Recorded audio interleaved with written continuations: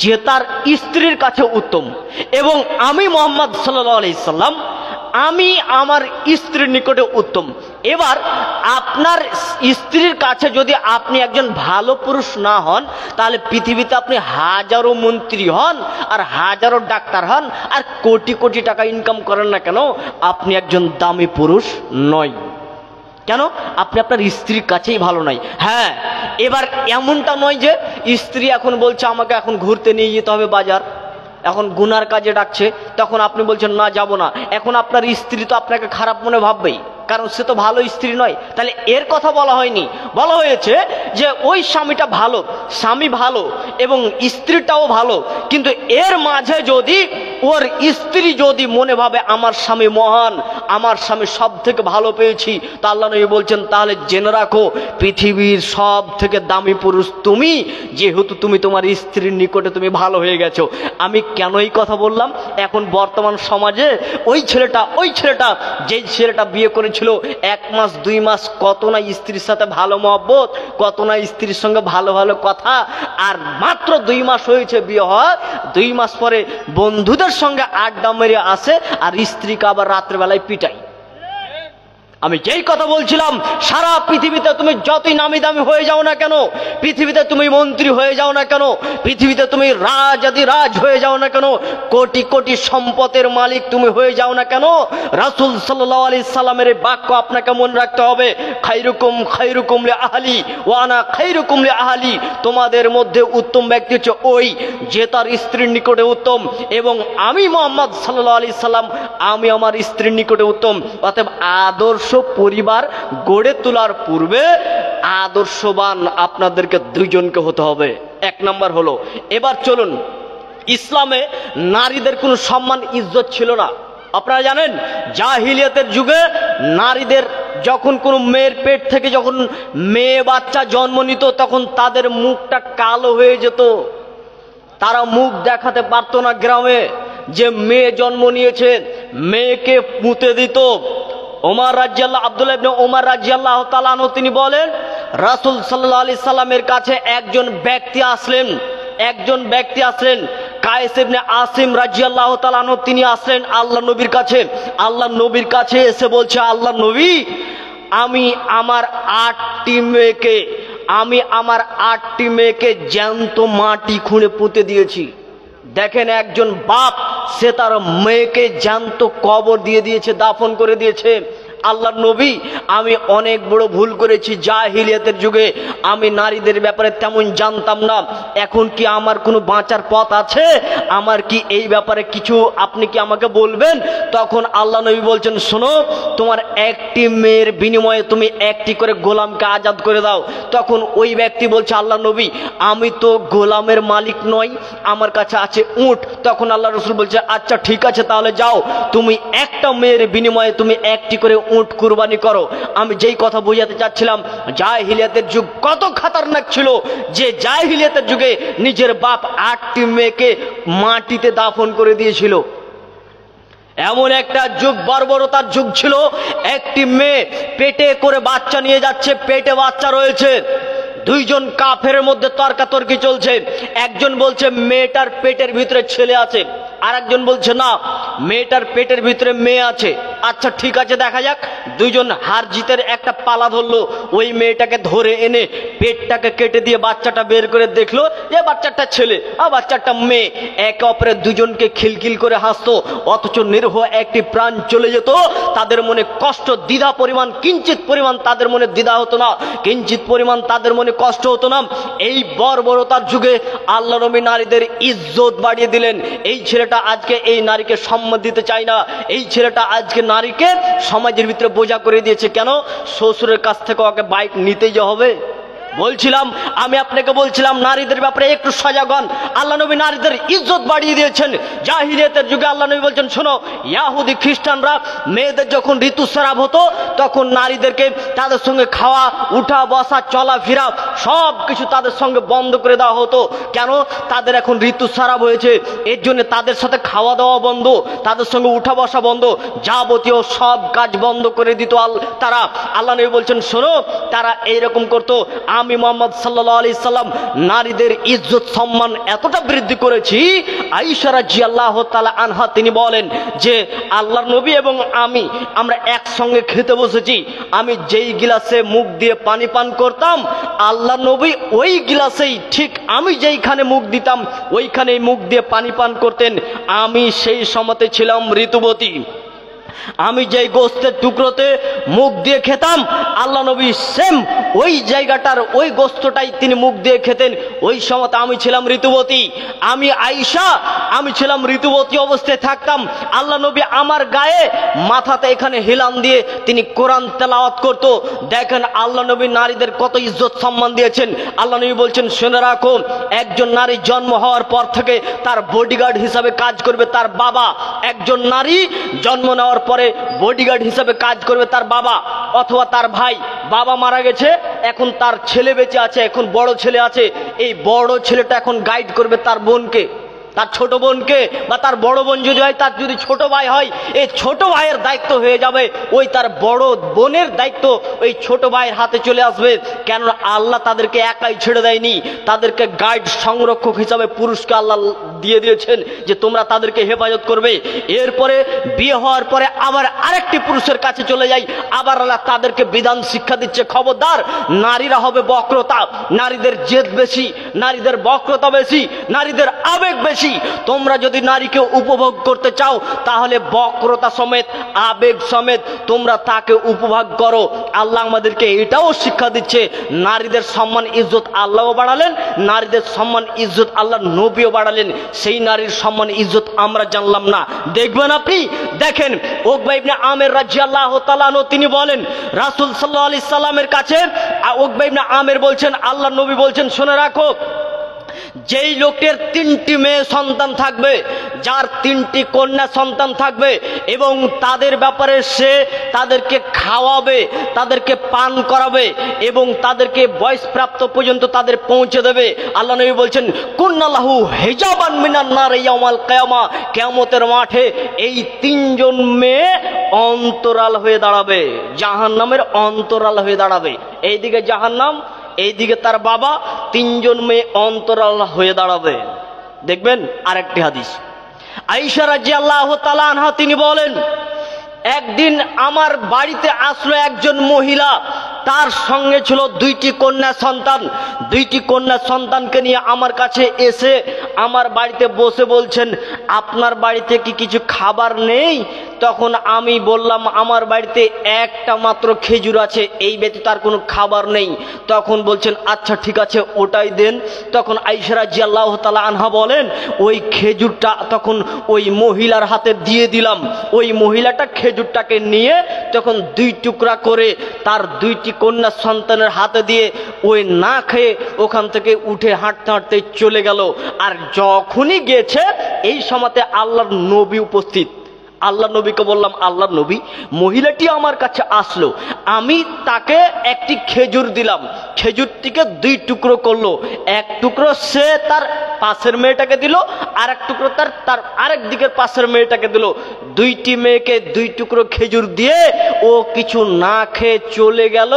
তখন আল্লাহ রাসূল বলছেন, শোনো শোনো শোনো আয়েশা, তোমাকে বলি, যেই ব্যক্তি তার কন্যা সন্তানের সমস্যার সম্মুখীন হবে এবং সে তার সঙ্গে উত্তম আচরণ করবে, তার কন্যা সন্তান যদি সমস্যার মধ্যে পড়ে যায় আর তার বাপ যদি তার সঙ্গে উত্তম আচরণ করে, তা আল্লাহ নবী বলছেন, শুনে রাখো, আমি তোমাদেরকে বলছি, কুন্নাল্লাহু সিত্রাম মিনান নার, তাহলে জাহান্নামের অন্তরাল হয়ে দাঁড়াবে এই 2জন মেয়ে।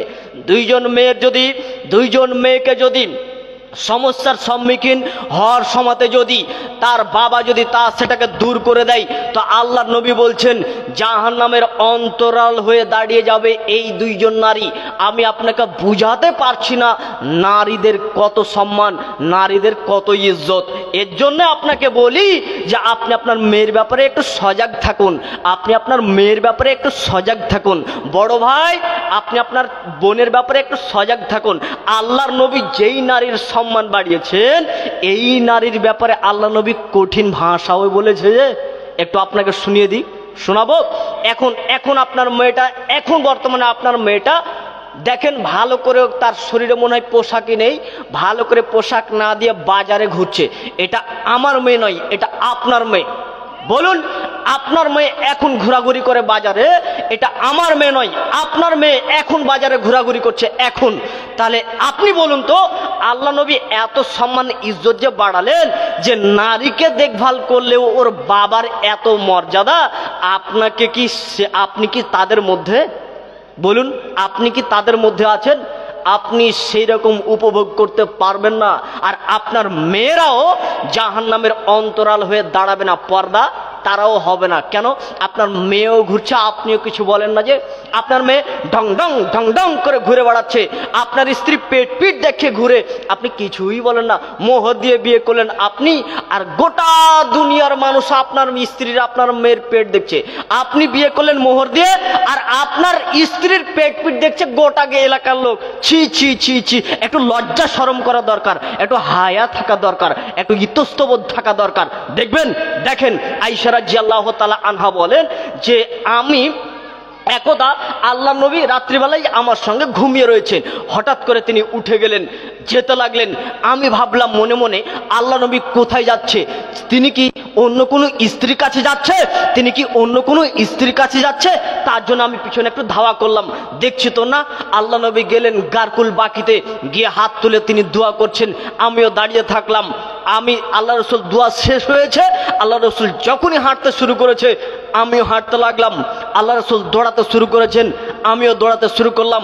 দৌড়িয়ে এসে আমি আগে শুয়ে গেছি। আল্লাহ রসুল আমার পরে ঘরে ঢুকে দেখছে যে আমি জোরে জোরে শ্বাস নিচ্ছি। তখন আল্লাহ রসুল বলছেন, কি ব্যাপার আয়েশা, জোরে জোরে শ্বাস কেন?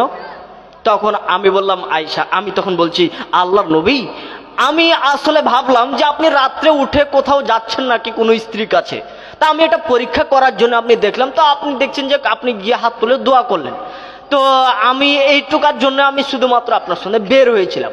তো আয়েশা রাদিয়াল্লাহু তাআলা আনহা বলেন, এই গভীর রাত্রিবেলাতে যখন আমি বের হই, তখন সুন্দর করে পর্দা করে বের হয়েছি। তিনি রাত্রিবেলাতে তিনি আল্লাহ নবীর পিছন ধাওয়া করছেন, তিনি পর্দা করে। দেখবেন আর একটি দেখাচ্ছি। আয়েশা রাদিয়াল্লাহু তাআলা আনহা বলেন, আমার হুজুরাতে আমার ঘরে মৃত্যুবরণ হলো, ইন্তিকাল হলো আল্লাহর নবী, তিনি মারা গেলেন। আমার ঘরে ওখানেই তিনার দাফন হলো, ওখানেই কবর। আমার ঘরে এখন কবর, তা আল্লাহর নবীর কবর, আমার স্বামীর কবর। আমি তেমন পর্দা করি না, যেহেতু আমার স্বামীর কবর রয়েছে। বেশ কিছুদিন পরে কবর হলো আমার বাবার। তখন আমি সাধারণভাবে যাই, কেন? আমার বাবা আর এদিকে আমার স্বামী, আমি সাধারণভাবে ওই ঘরের ভিতরে প্রবেশ করি। বেশ কিছুদিন পরে তার পাশে কবর হলো উমারের। উমার রাদিয়াল্লাহু তাআলা আনহু যখন কবর হলো, তখন আমি আয়েশা ওই ঘরে যখন এবার প্রবেশ করি, তখন সুন্দর করে পর্দা করে আমি প্রবেশ করি। কেন? উমারকে বড় লজ্জা লাগে, আমি উমারকে বড় লজ্জা লাগে। উমার মৃত্যুবরণ করে গেছে, এরপরও আয়েশা রাদিয়াল্লাহু তাআলা আনহা একজন মৃত্যু হয়ে গেছে মরা মানুষকে দেখে তিনি পর্দা করেন। আর আপনার মেয়ে নাকি মেট্রিক পাস, আপনার মেয়ে নাকি বিএড করে, আপনার মেয়ে নাকি মাহাদে পড়ে, এই মেয়েটি ঢং ঢং করে হেঁটে বেড়াচ্ছে, এই মেয়েটির শরীর এখন ভালো করে ওড়নায় নেই, চুল দেখা যায়। তাহলে শাসন করবে কে? এর দায়িত্ব হচ্ছে আপনার। আদর্শ পরিবার গড়ে তুলতে গেলে একটু সজাগ থাকতে হবে মুরব্বী। আমি আপনাকে কষ্ট দিয়ে কথা বলতে আসিনি, আমি আপনাকে বলতে চাচ্ছি, জান্নাতে আমরা একাই যাব কেন? আপনাদেরকে সবাইকে নিয়ে একসাথে জান্নাতে গেলে ভালো লাগবে না? একটা ভালো লাগবে। তার জন্য বলতে চাচ্ছিলাম যে আপনি আপনার পরিবারের ব্যাপারে একটু আপনি সজাগ হন, পরিবারের ব্যাপারে একটু আপনি দোয়া করবেন, আপনি আপনার সন্তানের জন্য একটু দোয়া করবেন, আল্লাহ আমার ছেলেটাকে ভালো করে দেন, আমার ছেলেটাকে ভালো করে দেন। আপনি বলবেন ছেলেকে এবং দোয়াও করবেন। আপনি আপনার মেয়ের ব্যাপারে সজাগ থাকবেন, আবার দোয়াও করবেন। খবরদার ছেলে মেয়ের ব্যাপারে কোনোদিন বদদোয়া করবেন না, বদদোয়া করলেই কবুল হয়ে যাবে। আল্লাহ রাসূল বলছেন, খবরদার 3 প্রকারের দোয়া তোমরা করিও না। তোমরা তিনটি বিষয়ে খবরদার বদদোয়া করিও না। আল্লাহ রাসূল বলছেন ওয়ালা তাদউ আলা আনফুসিকুম, নিজেদের ব্যাপারে তোমরা খবরদার বদদোয়া করিও না। এই ভালো লাগে না, এই ছেলে মেয়ে এই আহাল পরিবার নিয়ে আর বেঁচে থাকতে ভালোই লাগে না, এদের কাছ থেকে মরে যাওয়াটাই ভালো, বলে না? খবরদার এই দোয়া করবেন না। ওয়ালা তাদউ আনফুসাকুম ওয়ালা তাদউ আলা আনফুসিকুম, তোমরা নিজেদের ব্যাপারে বদদোয়া করিও না। এরপর আল্লাহ রাসূল বলছেন ওয়ালা তাদউ আলা ওয়ালাদিকুম, তোমরা তোমাদের সন্তানের ব্যাপারে, আওলাদিকুম, তোমরা তোমাদের সন্তানের ব্যাপারে খবরদার বদদোয়া করিও না। সন্তানের ব্যাপারে বদদোয়া মানে তুই মরে যাগা, তুই কবরে ঢুকে যা, তুই মরে যা, তুই রাস্তাতে মরে যাগা, তোর উপরে ট্রাক চেপে যাক, এত রকমের খবরদার এই বদদোয়া করবেন না। তুই শেষ হয়ে যাবে, তুই ঝুলে পড়ে যাবি, তোর সম্পদ আর ভালো হবে না, তুই জীবনে ভালো হতে পারবি না, এই খবরদার সন্তানের ব্যাপারে বদদোয়া করবেন না। সন্তানের ব্যাপারে যদি বদদোয়া করেন দেখবেন, আপনি পিতামাতা বদদোয়া করলে দেখবেন কি অবস্থা হতে পারে। দেখেন, বানি ইসরায়েলের একজন ব্যক্তি নাম হচ্ছে জোরাইজ। জোরাইজ গির্জাতে ইবাদত করত, গির্জাতে ইবাদত করছে জোরাইজ। ইবাদত করতে করতে সলাতে দাঁড়িয়েছে, তার মা এসেছে, মা এসে পিছন দিক থেকে ডাক মারছেন, ইয়া জোরাইজ। তখন জোরাইজ বলছেন আল্লাহুম্মা উম্মি ওয়া সালাতি, আল্লাহ আমার মা আমার সলাত, কোন দিকে ডাকে সাড়া দিই। ও এইভাবে ডাক দিতে দিতে সলাত পড়তেই থাকলো। আবার জোরাইজের মা বলছেন ইয়া জোরাইজ। তখন জোরাইজ বলছেন আল্লাহুম্মা উম্মি ওয়া সালাতি, আল্লাহ আমার মা আমার সলাত, কোন ডাকে সাড়া দিই। সলাত পড়তেই থাকলো। আবার বলছেন ইয়া জোরাইজ। তখন জোরাইজ বলছেন আল্লাহুম্মা উম্মি ওয়া সালাতি, আল্লাহ আমার মায়ের ডাক, এদিকে সলাত নামাজ, কোন ডাকে সাড়া দিই। নামাজ পড়তেই থাকলো। তখন জোরাইজের মা জোরাইজের জন্য বদদোয়া করছে, আল্লাহুম্মা লা তুমিতু হাত্তা ইয়ানজুরা ইলা উজুহিহিল মুমিশাত, আল্লাহ জোরাইজের অতক্ষণ পর্যন্ত আপনি মত দিয়েন না, জোরাইজের অতক্ষণ পর্যন্ত আপনি মত দিয়েন না, যতক্ষণ পর্যন্ত না বেশ্যা মহিলার মুখ না দেখছে, অতক্ষণ পর্যন্ত না জোরাইজের মত দিয়েন না। 1-2 দিন পরই দেখা যাচ্ছে একজন মেয়ের পেট থেকে বাচ্চা হচ্ছে, রাখালনি মেয়ে, রাগ বকরি চড়াতো, ছাগল চড়াতো, মেয়েটার পেটে বাচ্চা, এখনো মেয়েটার বিয়ে হয়নি। এ বাচ্চা করলো কে? এই মেয়েটাকে ধরা হলো, বাচ্চাটা জন্ম নিল। তখন ওই মহিলাটাকে বলা হলো এই বাচ্চার বাবাকে। তখন ওই মহিলাটা বলছেন ওই যে ঘরের ভিতরে, গির্জা ঘরের ভিতরে ইবাদত করে জোরাইজ, এই বাচ্চার বাবা হচ্ছে ওই জোরাইজ, এই জোরাইজই হচ্ছে এই বাচ্চার বাবা। তখন জোরাইজের কাছে গিয়ে গির্জাকে লাত দিয়ে ভেঙে ভেঙে চৌচির করে দিয়ে জোরাইজের কলার ধরে মারপিট, কত রকমের না বেইজ্জত। জোরাইজ বলছেন আপনারা একটু থামুন। জোরাইজ 2 রাকাত উজু, সুন্দর করে উজু করে 2 রাকাত সালাত পড়লেন, দোয়া করলেন। দোয়া করার পর ওই যে বাচ্চাটা জন্মগ্রহণ করেছেন, ওই বাচ্চাটাকে তখন জোরাইজ বলছেন হে আল্লাহর গোলাম, তুমি বলো তোমার পিতাকে। তখন ওই দুধের বাচ্চা, ছোট্ট বাচ্চাটি বলছে আমার বাবা হচ্ছে ওই যে কিছুগুলো ছাগল রয়েছে, ওই ছাগলের যিনি রাখাল, এই রাখাল হচ্ছে আমার পিতা, জোরাইজ আমার পিতা নয়। তখন গ্রামের লোকেরা তখন জোরাইজকে এসে বলছে জোরাইজ ভুল হয়ে গেছে, ক্ষমা করে দাও, তোমার গির্জা আমরা ভেঙে দিয়েছি। আচ্ছা ঠিক আছে, কোনো চিন্তা করতে হবে না, তোমার গির্জা আমরা বানিয়ে দিব সোনা দিয়ে। তখন জোরাইজ বলছেন বলেন কি তোমরা, আমাকে সোনা দিয়ে গির্জা তৈরি করতে হবে না, আমাকে মাটি দিয়েই তোমরা আমাকে গির্জা তৈরি করে দাও। আমি বুঝতে পেরেছি আমার এতগুলো ঘটনা হলো কেন, আমি আমার মায়ের ডাকে সাড়া না দেওয়ার কারণে। মা আমার ব্যাপারে বদদোয়া করেছিল।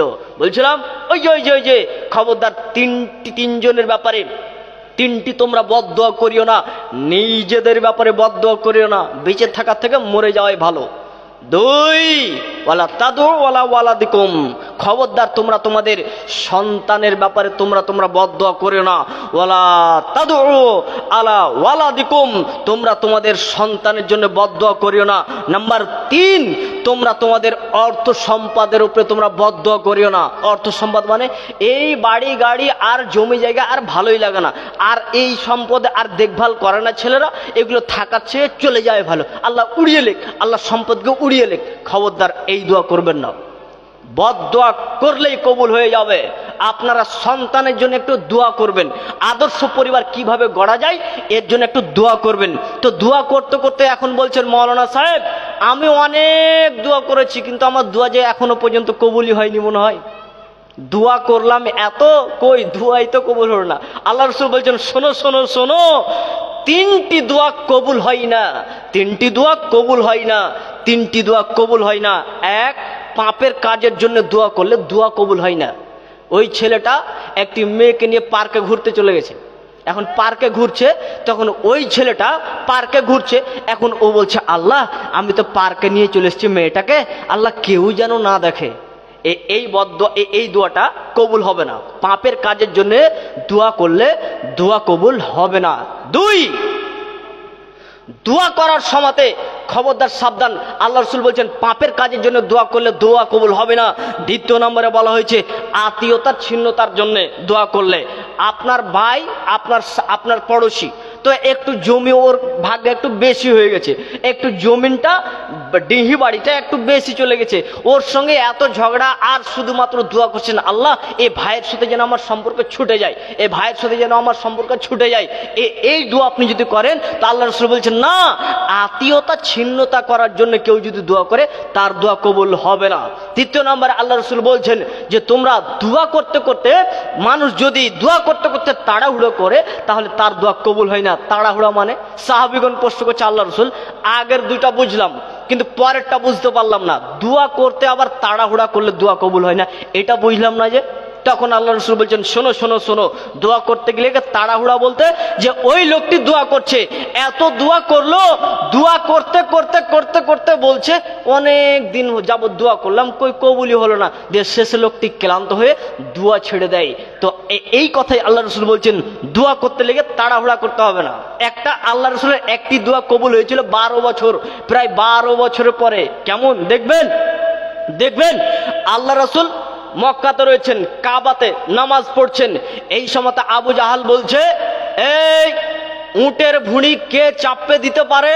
তখন একজন বলছেন আমি পারবো। আচ্ছা ঠিক আছে যাও উটের ভুঁড়ি চাপিয়ে দাও। একটি উটনির ভুঁড়ি নিয়ে এসে আল্লাহ নবী সাজদা অবস্থায় রয়েছে, একটি উটের ভুঁড়ি চাপিয়ে দেওয়া হলো। আল্লাহ রাসূল উঠতে পারলেন না, অনেক কষ্ট।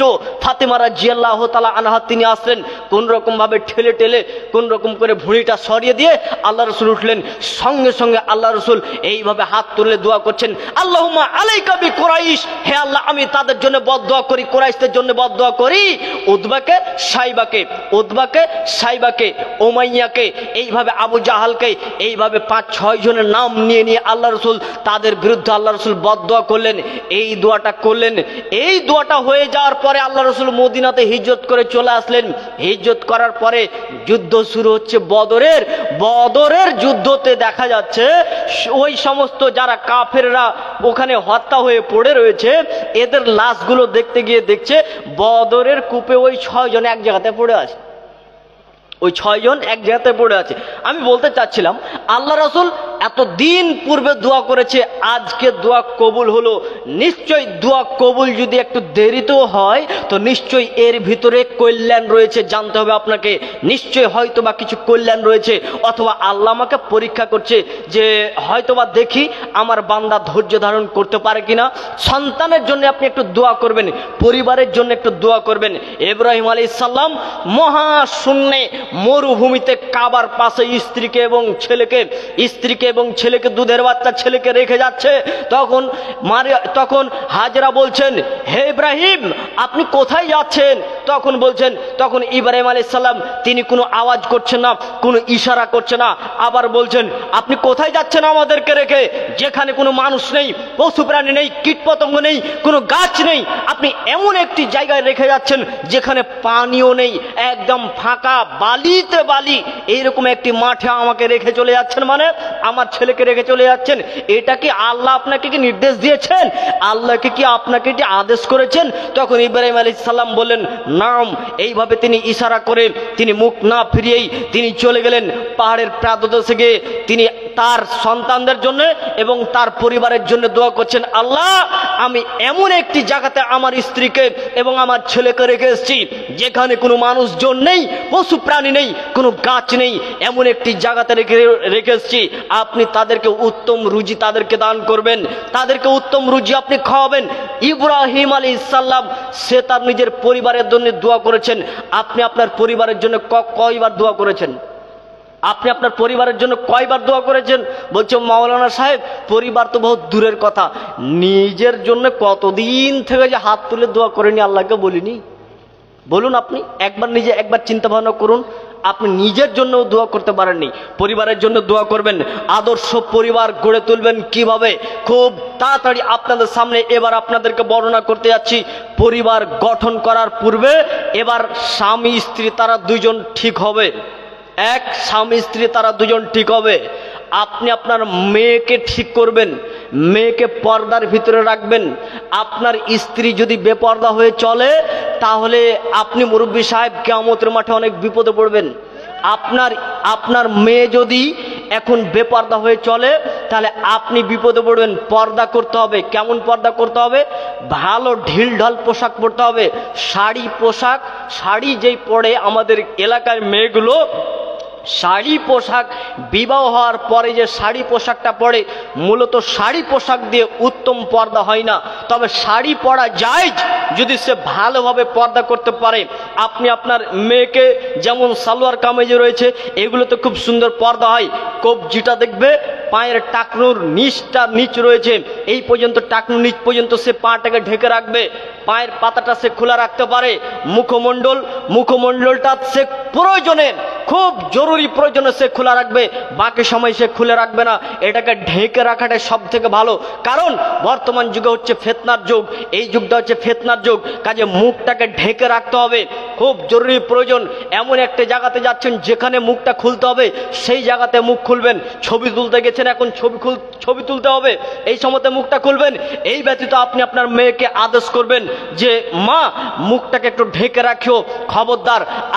আপনাকে এটা বলে রাখছি, আপনি যদি আপনার মেয়েকে পর্দার ভিতরে রাখেন ইনশাআল্লাহ তার জন্য সুন্দর একটি পাত্রের ব্যবস্থা আল্লাহ করে দেবেন। আপনাকে পর্দার ভিতরে রাখতে হবে। কেন? আল্লাহ রসুল বলছেন শুনে রাখো, নারীরা যদি পর্দা যদি না করে, আল্লাহ রসুল বলছেন নিশ্চয়ই নারীরা হচ্ছে শয়তানের জাত, নিশ্চয়ই নারী শয়তানের জাত, নিশ্চয়ই নারী শয়তানের জাত। নারীরা শয়তানের বেশ ধরে যায়, নারীরা শয়তানের বেশ ধরে আসে, নারীরা শয়তানের বেশ ধরে যায়, নারীরা শয়তানের বেশ ধরে আসে। আল্লাহর নবী আগে বললেন নারীদের এত সম্মান, নারীদের এত ইজ্জত, নারীদের সম্মানের কথা এত বললেন, আর এই মুহাম্মদ সাল্লাল্লাহু আলাইহি সাল্লাম এখন বলছেন নারীরা শয়তানের জাত। কেন গো? ওই যে আপনার মেয়েটাই যে এখন বেপর্দায় ঘুরে বেড়ায়, মাথার কাপড় ফেলে এখন আপনার মেয়ে যে বসে রয়েছে, এই মেয়ের জন্য আল্লাহ নবী বলছেন যে এই নারীর ব্যাপারে আল্লাহ রাসূল বলছেন এই মেয়ে হচ্ছে শয়তানের জাত, এই নারী অন্য পুরুষকে আকৃষ্ট করবে, এই আবার ভালো নারী হতে পারে। তাহলে আপনি আপনার পরিবারের ব্যাপারে একটু আপনি সতর্ক থাকুন। এবার চলুন, জরুরি কিছু এখন কাজ রয়েছে। বাচ্চা এখন আপনাদের বিবাহ কমপ্লিট, বিবাহ হয়েছে, এবার আপনারা স্বামী স্ত্রী দুজন প্রথমে আদর্শবান তৈরি হবেন।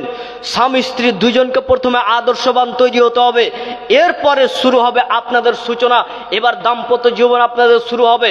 এরপরে দাম্পত্য জীবন শুরু হওয়ার পরে আপনাদের যেগুলো কাজ সেগুলো খুব গুরুত্বপূর্ণ বিষয়। বাচ্চা এখন জন্ম নিয়েছে, বাচ্চা জন্মের বেশ কিছুগুলো কাজ রয়েছে।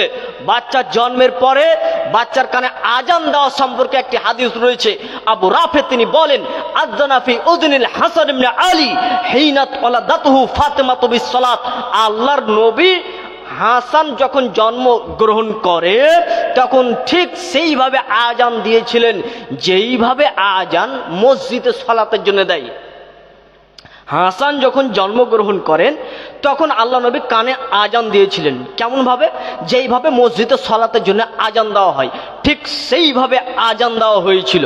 তো এই হাদিসটার ব্যাপারে মতভেদ রয়েছে। কেউ বলছে হাদিসটা গ্রহণযোগ্য নয়, জাল হাদিস, কেউ বলছে না মানা যাবে। আচ্ছা ঠিক আছে, বাদ দেন। আপনার যদি সুযোগ হয় আজান দিলে দিবেন, না হলে বাদ দেবেন। এবার আপনার বাচ্চার জন্মের পরে পরে যেগুলো কাজ রয়েছে সেগুলো 2-1 দিন পরে আপনাকে তাহানিক করাতে হবে। তাহানিক এখন গ্রামগঞ্জের লোক বুঝেই না। কেউ একজন বুঝেন গো তাহানিক? আলেম ওলামা বাদে তাহানিক কেউ আপনারা বুঝেন? হ্যাঁ ঠিক বলেছেন, মিষ্টি জিনিস বাচ্চাটার মুখে দিতে হবে।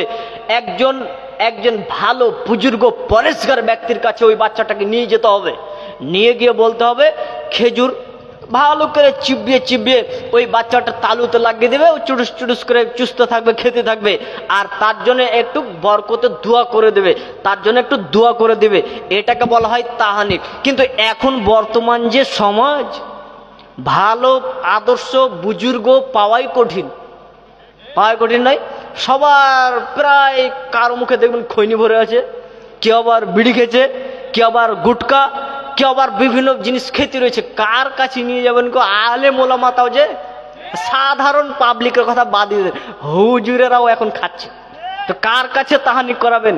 এখন যদি আপনি বলেন যে যাক ওই মৌলানা সাহেবের কাছে নিয়ে যাইতো, তো দেখবেন মৌলানা সাহেব রাত্রে লুকু লুকু আবার গুল করছে। তাহলে কার কাছে তাহানিক করাতে নিয়ে যাবেন?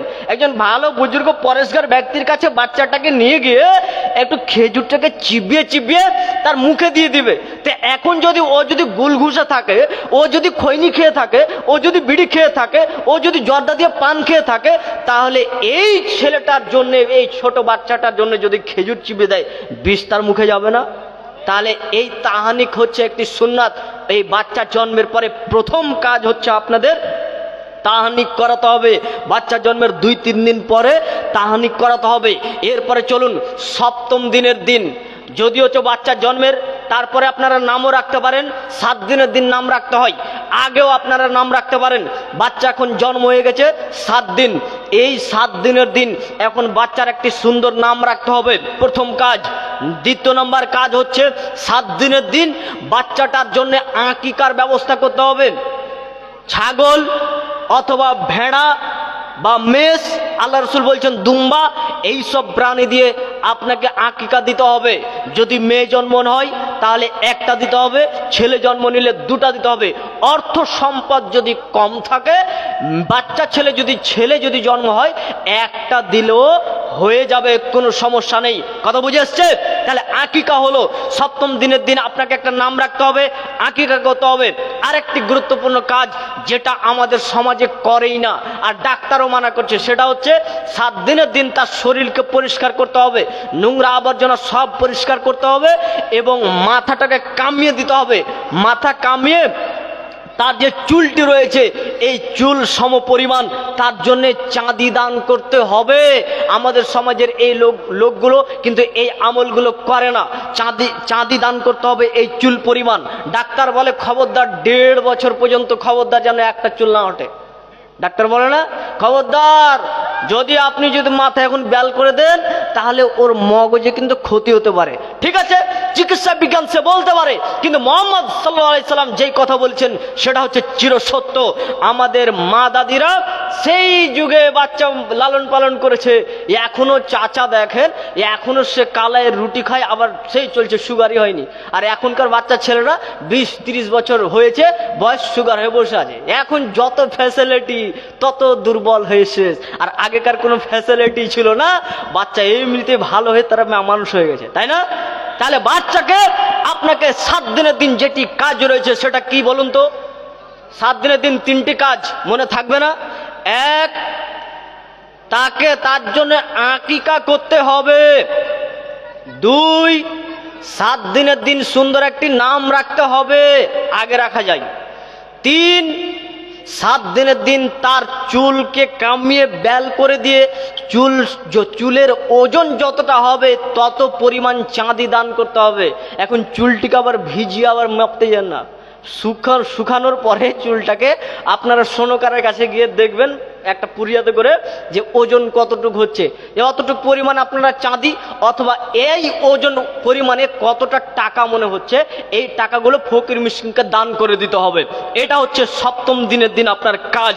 এরপরে চলুন, বাচ্চা এখন বড় হচ্ছে, বাচ্চা এখন লালন পালন করতে হবে। এবার আপনার কাছে জরুরি কথা, বাচ্চা ছেলে এখন কান্না করছে, খবরদার তার কাছে আপনারা মোবাইল ফোন দেবেন না। এই ছেলেরা, এই চলো আওয়াজ করিও না, বসো বসো, আপনারা একটু বসে যান না গো, আমাকে আরো বলতে ভালো লাগবে, আপনারা যদি একটু বসে যান। আচ্ছা, রাস্তাটা যে আপনারা ঘেরছেন তার আগে এই জায়গাটা একটু পূরণ করে নেন। এই আপনারা যারা দাঁড়িয়ে আছেন রাস্তা থেকে এই দিক থেকে আগে এই দিকে আসেন তো, এই দিকটা পূরণ করেন, তারপর রাস্তা বস, এইদিকে আসেন ভাই, আপনারা একটু এইদিকে চেপে যান তো, এই ফাঁকা জায়গাটা আপনারা একটু পূরণ করে নেন তো, ওই যে দল বেঁধে আছে আপনারা একটু আগে যান তো, পূরণ করে দেন, এই জায়গাগুলো ফাঁকা রাখেন না, রাস্তাটা একটু আপনারা ছাড়েন, রাস্তাটা যেতে দেন, এই জায়গাটা আপনারা পূরণ করে নেন। আচ্ছা চলুন, বাচ্চা এবার জন্ম নিয়েছে, বাচ্চা জন্মের 7 দিনের দিন কাম তো হলো, এরপরে এখন বাচ্চাকে ধাপে ধাপে আপনাকে লালন পালন করতে হবে। একটু সজাগ থাকুন, আমার বক্তব্যটা শুনলে আপনারা একটা বাচ্চার জীবনকে সুন্দরভাবে গড়ে তুলতে পারবেন। বাচ্চা জন্ম হয়ে গেছে, 7 দিনের দিন এতটুকু কাজ। এরপরে চলুন, বাচ্চা এখন 1 বছর 2 বছর 3 বছর, খবরদার বাচ্চার পাশে আপনি মোবাইল দেন না। বড় ছেলের হাতে ফোন দিলে সারা রাতের ঘুম শেষ, আর ছোট বাচ্চা ছেলের হাতে ফোন দিলে ওর কান্না শেষ হচ্ছে না। বাচ্চা ছেলের হাতে ফোন দেন, ও কান্না বন্ধ হয়ে গেছে, আর একটা বড় ইয়ং ছেলের হাতে ফোন দেন, রাত্রে ঘুম শেষ হয়ে গেছে। তাহলে মারাত্মক একটা বিষয়। চিকিৎসা বিজ্ঞান বলছে যদি কোনো বাচ্চা ছেলের হাতে যদি মোবাইল ফোন দেওয়া হয় তাহলে তাদের ব্লাড ক্যান্সার হতে পারে। বলে কেন? তাদের রক্ত এখন শরীরে খুব মুহূর্তের ভিতরে তৈরি হচ্ছে, মুহূর্তের ভিতরে রক্ত তৈরি হচ্ছে, আর তাদের মগজ এখন রয়েছে নরম। এই নরম মগজের পাশে তুমি যদি এখন মোবাইল দাও তাহলে মোবাইলের যে আকর্ষণ ক্ষমতা রয়েছে বাচ্চা ছেলের শরীরকে ড্যামেজ করে দিতে পারে, যার কারণে বাচ্চা ছেলেকে ব্লাড ক্যান্সার হবে। আমাদের এখন বর্তমানে দেখতে পাচ্ছেন, আমাদের এলাকার কথা বলছি, সে মোবাইলে হয়েছে না কোথায় হয়েছে জানি না, কিন্তু এমনিতে আমি আপনাকে বলছি আমাদের এলাকাতে বেশ কয়েকটা ছোট ছোট বাচ্চাকে ব্লাড ক্যান্সার হয়ে পড়ে আছে। এখন বর্তমানে ক্যান্সার এমন একটা রোগ যা ভারতবর্ষে এখন চলে এসেছে। ক্যান্সার গ্রামে গ্রামে এখন ক্যান্সারের 2-1টা করে রোগী হতে লেগেছে। আপনি আপনার সন্তানকে খবরদার সজাগ, বাচ্চা ছেলের হাতে যদি ফোন দেন তাহলে চিকিৎসা বিজ্ঞান বলছেন ব্লাড ক্যান্সার হতে পারে। আর যেই ছেলেরা মোবাইলে অতিরিক্ত গল্প করে তাদের ব্রেন ক্যান্সার হতে পারে। চিকিৎসা বিজ্ঞান বলছেন যে একটি টাওয়ার, যেখানে টাওয়ার মানে মোবাইলের যে টাওয়ারগুলো রয়েছে, এই টাওয়ারের নিচে যেগুলো নারকেলের গাছ থাকে, ডাবের গাছ থাকে, দেখবেন ডাবগুলোকে পাড়বেন, দেখবেন তার ভিতরে পানি নেই, কেন? চুম্বকের এত ক্ষমতা সেখান থেকে রসকে টেনে নেই। তাহলে মানুষের মগজের ওপর ভাগে তরল পদার্থ একগুলো ক্যালসিয়াম থাকে, সেই পাশে যদি আপনি মোবাইল রাখেন তাহলে সেই ক্যালসিয়ামটা তারা টেনে নেই, যার কারণে বাচ্চাটার ব্রেন খিটখিটা টাইপের হয়ে যায় এবং তার মেজাজ এত খারাপ হয়, ওই বাচ্চা ছেলেটা মোবাইল না পেলে শান্তি তার থাকতে পারবে না। মোবাইল এত ক্ষতিকর হয়ে দাঁড়িয়েছে সমাজে। এই বাচ্চা ছেলেটার 5 বছর বয়স, এই ছেলেটা মোবাইল ফোনে দেখবে এখন কার্টুন ভিডিও, এই ছেলেটা এখন পুতুলের কার্টুন ভিডিও দেখবে। এই ছেলেটার বয়স যখন হয়ে যাবে 15 বছর তখন সে বিভিন্ন ধরনের নাটক দেখবে। এই ছেলেটার বয়স যখন হয়ে যাবে 20 বছর তখন এই ছেলেটা তখন ক্রিকেট খেলা দেখবে, ফুটবল দেখবে, তখন বিভিন্ন ফিল্ম দেখতে শুরু করবে। তখন এই ছেলেটা দেখতে পাচ্ছে যে এখন বর্তমান যুগে কাদেরকে বেশি সম্মান দেওয়া হচ্ছে। তখন ছেলেটা দেখবে যে বর্তমান যুগে যারা হিরো, নায়ক, নায়িকা তাদেরকে বেশি সম্মান দেওয়া হচ্ছে। বর্তমান যুগে যারা ক্রিকেটের প্লেয়ার তাদেরকে বেশি সম্মান দেওয়া হচ্ছে। বর্তমান যুগে যারা ফুটবলের প্লেয়ার তাদেরকে বেশি সম্মান দেওয়া হচ্ছে। এই ছেলেটা তখন আর একজন ইমাম বুখারীর মতো একজন ভালো আলেম হতে চাইবে না, সে হতে চাইবে একজন নায়ক নায়িকার মতো সেলিব্রিটি। বলছিলাম আপনি আপনার সন্তানকে তাহলে বাঁচাতে হবে। একেবারে ভয়ানক ব্যাপার গো, মোবাইল খুব খাতারনাক জিনিস।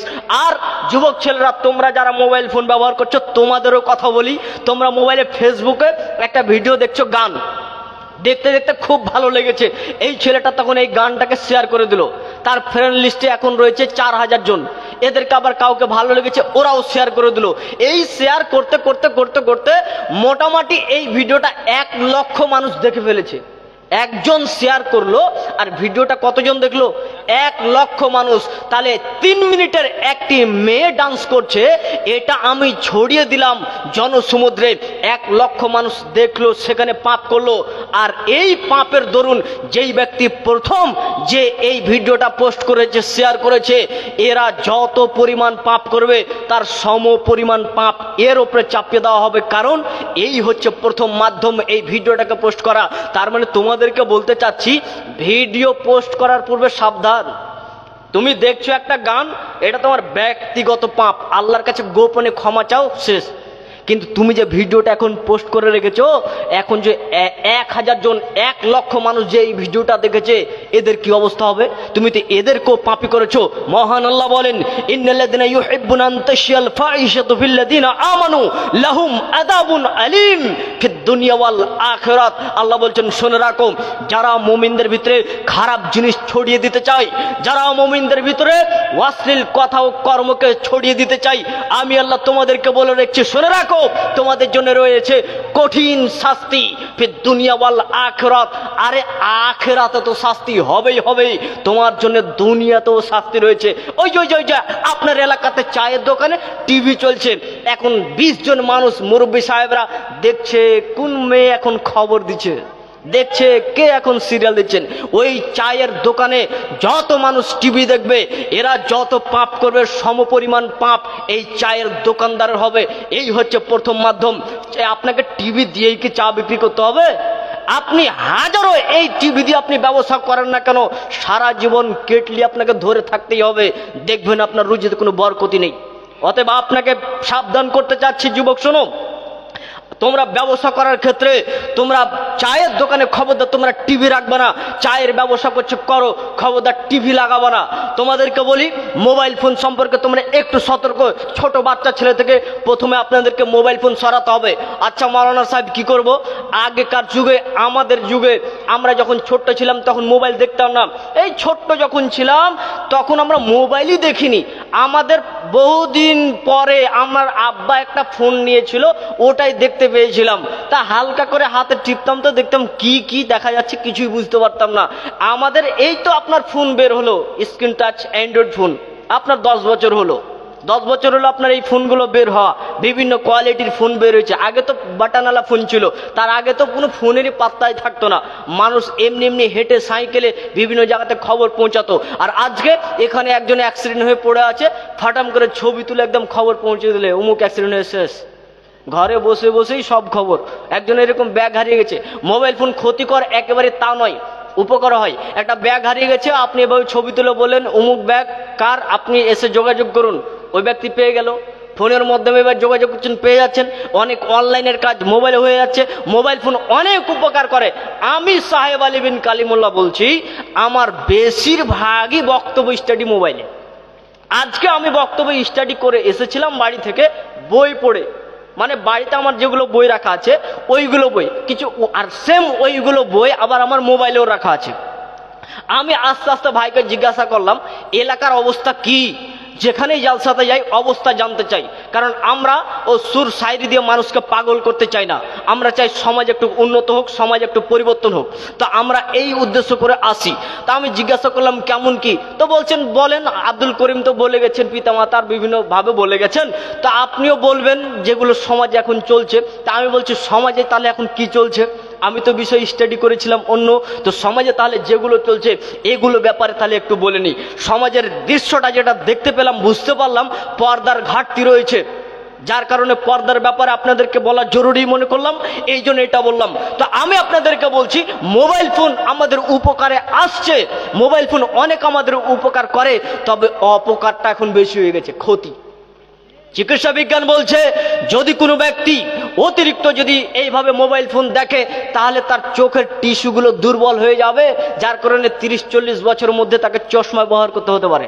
বর্তমান ইয়ং ছেলেরা তোমরা সাবধান। আচ্ছা ঠিক আছে, ওকে। আর উনাকে রেডি হতে বলেন, নিয়ে চলে আসবেন। আপনাদের মাঝে আর মোটামুটি 20 মিনিটের মতো আছে, আপনাদেরকে একটু ধৈর্য সহকারে। আপনাদেরকে বিরক্ত লাগছে নাকি? আচ্ছা, চিকিৎসা বিজ্ঞান বলছে অতিরিক্ত কেউ যদি ফোন দেখে তাহলে তার চোখের যে টিস্যুগুলো রয়েছে, তারগুলো রয়েছে, এগুলো দুর্বল হলে 30 থেকে 40 বছর যেতে যেতেই ছেলেটাকে চশমা ব্যবহার করতে হবে। চিকিৎসা বিজ্ঞান বলছেন অতিরিক্ত কেউ যদি রাত জেগে ফোন দেখে তাহলে ওই ছেলেটার পেটে গ্যাস হবে, রাতের ঘুম কম হবে, 30 থেকে 35 বছরের মধ্যেই ছেলেটাকে সুগার ধরবে, যা এখন বর্তমানে এখন শুরু হয়ে গেছে। বলছিলাম মোবাইল ফোন মারাত্মক ক্ষতিকর, যা আমার আপনার ছেলে মেয়েকে ক্ষতি করে দিচ্ছে, ধ্বংস করে দিচ্ছে।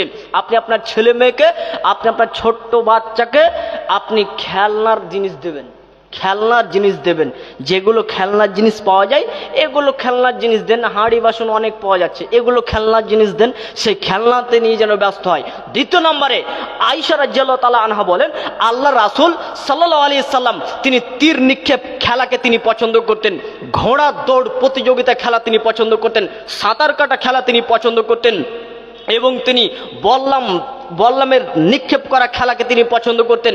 আমি আপনাকে বলতে চাচ্ছিলাম আপনার ছেলে মেয়ের সঙ্গে, ছোট্ট এখন বাচ্চা, আপনার বাচ্চার সঙ্গে আপনি খেলা করবেন, অন্য কাউকে খেলতে দেবেন না, অন্য কোনো ছেলেকে খেলতে দেবেন না। আপনি আপনার ছেলের সঙ্গে আপনি খেলা করবেন, আপনি মনে থাকবে না, আপনি নিজেই খেলা করবেন, আপনি ঘোড়া সেজে যান, আপনি নিজে খেলা করেন, মাঝে মাঝে আপনি ক্রিকেট খেলেন, ভলিবল খেলেন, মাঝে মাঝে আপনার ছেলেকে নিয়ে সাঁতার কাটতে নিয়ে যান, সাঁতার কাটেন, আপনি আপনার সন্তানকে সময় দেন, নচেত সন্তান আপনার বিরোধিতা দাঁড়িয়ে যাবে। একজন উকিলের কাছে একজন বিচার নিয়ে গেছে, দিয়ে বলছেন জজ সাহেব আমার ছোট্ট এই ছেলেটা সব সময় মোবাইল ফোন দেখে, আমি আপনার কাছে বিচার দিচ্ছি আমার ছেলের হাত থেকে, আমার বাচ্চার হাত থেকে মোবাইল ফোন কিভাবে সরাতে হবে, আপনি আমার ছেলের উপরে কিছু জরিমানা করেন যে সে এত বছর মোবাইল হাত দেবে না। তখন বলছেন আচ্ছা ঠিক আছে, বিচার তো ঠিক আছে, তোমার কথা বলেছো, তুমি ঠিক বলেছো, বাচ্চা ছেলে হাতে ফোন কেন, এই ফোনটা থেকে দূরে সরাতে হবে। তখন ওই জজ সাহেব তখন ওই বাচ্চা ছেলেটাকে জিজ্ঞাসা করছে যে আচ্ছা বাচ্চা, তোমার কি কোনো অভিযোগ রয়েছে তোমার বাবার প্রতি? তখন ওই বাচ্চা ছেলেটা বলছে না, আমার বাবার প্রতি আমার কোনো অভিযোগ নেই, তবে আমি একটা কথা বলি জজ সাহেব, আমার আব্বার উপর আমার অভিযোগ নেই, তবে আমি জানি না কিভাবে মোবাইল ফোন দেখতে লাগলাম বা গেম খেলতে শিখে নিলাম। আমি যখন ছোট্ট আমি আমার বাবাকে বলতাম আব্বা আমার সঙ্গে খেলা করো, তখন আমার আব্বা মোবাইল ফোন আমাকে দিয়ে আমার আব্বা বাজার চলে যায়। আমি যখন আব্বাকে বলতাম, আমার মাকে বলতাম আম্মা আমাকে একটু খাবারটা খাইয়ে দাও না, তখন আমার মা আমাকে খাবার খাইয়ে দিত না, তখন আমি কাঁদতে কাঁদতে মোবাইল দেখতে লাগতাম। আমি আমার আব্বাকে বলতাম আব্বা আমাকে একটু পড়িয়ে দাও না, আমার আব্বা বলতো মোবাইল দেখ, মোবাইলটা রেখে চলে যেত, বলতো কিছুক্ষণ পড়ে নে নিজে নিজে দিয়ে মোবাইল দেখবি। তো এবার বলেন জজ সাহেব আমার কি অপরাধ? তখন জজ সাহেব বলছেন তোর বাবারই আগে অপরাধ, তোর বাবাকে আজ থেকে 1 বছর সে মোবাইল হাত দিতে পারবে না। মানে তার বাবাই ওকে ফোন দিয়েছে, এখন বাচ্চাটা কান্না করছে, দিয়ে দিল মোবাইল। এখন ওই ছেলেটা এখন বলছে আব্বা আমার সঙ্গে খেলা করো, মোবাইল দিয়ে দিল। তাহলে আপনি দেবেন কেন? মোবাইল ফোন সব সময় আপনার বাচ্চার কাছ থেকে আপনি দূরে সরিয়ে রাখবেন। সময় তো দিনই ভাই বলছিলাম আপনি আপনার সন্তান যখন 7 বছর হয়ে যাবে, খুব তাড়াতাড়ি আপনাকে বলছি, সন্তান যখন আপনার 7 বছর পৌঁছে গেছে, 7 বছর আগে পর্যন্ত এতটুকু হলো, কিভাবে তাকে বড় করবেন খবরদার। বাচ্চা এখন ছোট্ট বাচ্চা, এখন 7 বছর বয়স বা তার আগে আপনি উজু করতে বসবেন, বিসমিল্লাহ জোরে করে বলবেন, তাকে সাথে করে নিয়ে উজু করতে বসবেন, তাহলে ও উজু করতে শিখে যাবে। উজুর শেষেরটা জোরে করে দোয়াটা বলবেন, তাহলে আপনার বাচ্চাটা ওই দোয়াটা শিখে যাবে। আপনি ফসল দেখতে গেছেন, বাচ্চাটা কোলে রয়েছে, ফসলটা দেখতে গিয়ে বলবেন মাশাআল্লাহ, ওই বাচ্চাটা শিখে যাবে। আপনি আপনার ছোট বাচ্চাকে বলবেন আব্বু সালাম দাও, সালাম দাও, এইভাবে সালাম দেওয়ার শিক্ষা দেবেন। আউযুবিল্লাহ, বিসমিল্লাহ, শয়তান কাকে বলে, আপনি আল্লাহ কাকে বলে, এইভাবে বিভিন্ন আপনি পরিচয় দেবেন। দেখবেন আপনার ছেলেটা মাদ্রাসাতে ভর্তি হওয়ার আগেই অর্ধেক আলেম হয়ে বসে আছে। আমরা নিজেই জানি না, আমরা শিক্ষা দিতে জানি না, তো কিভাবে হবে আমাদের আদর্শ পরিবার? আদর্শ পরিবার তৈরি করতে গেলে আপনাকে একটু সজাগ থাকতে হবে। মুরব্বি সাহেব, বাচ্চার এখন 7 বছর বয়স, আল্লাহ রাসূল বলছেন মুরু আওলাদাকুম বিসসালাত, তোমাদের বাচ্চাদেরকে, তোমাদের সন্তানদেরকে তোমরা সলাতের আদেশ করো, সলাতের আদেশ করো, তাদেরকে সলাতের কথা বলো, নামাজের জন্য তাদেরকে ডাকো যখন তাদের বয়স হয়ে যাবে 7 বছর। এবার আপনার সজাগ হতে হবে। এবার 7 বছর বয়স, এবার আপনি আপনার ছেলেকে বলবেন হবিবুর বেটা আব্বু চলো নামাজ পড়তে চলো, আঙুলটা ধরে মসজিদে নিয়ে যাবেন। মসজিদে বাচ্চা ছেলে যদি 7 বছরের বাচ্চা যদি ক্যাচার ম্যাচার যদি করে, খবরদার আপনারা বিরক্ত হবেন না, ওরা বাচ্চা ছেলে ওরা হবেই, তবে 7 বছরের আগের বাচ্চা বাচ্চাকে যদি আপনি নিয়ে যান, আর যদি খুব ক্যাচার ম্যাচার করে তাহলে এই সব বাচ্চাকে নিয়ে যাবেন না।